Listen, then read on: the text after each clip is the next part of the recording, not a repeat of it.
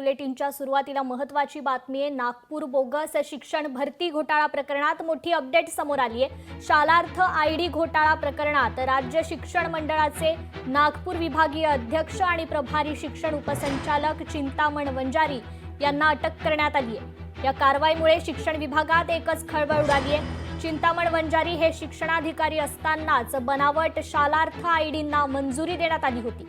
भरती प्रक्रिया बंद असताना देखील मंजुरी देण्यात आली आणि या बाबी संगनमताने लपवून ठेवण्यात आल्या होत्या।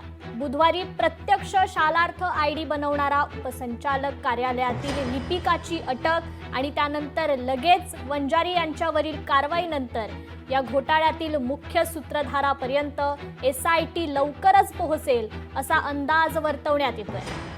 2019 पासून हा गोरखधंदा सुरू असल्याचं आतापर्यंतच्या तपासात स्पष्ट झालंय।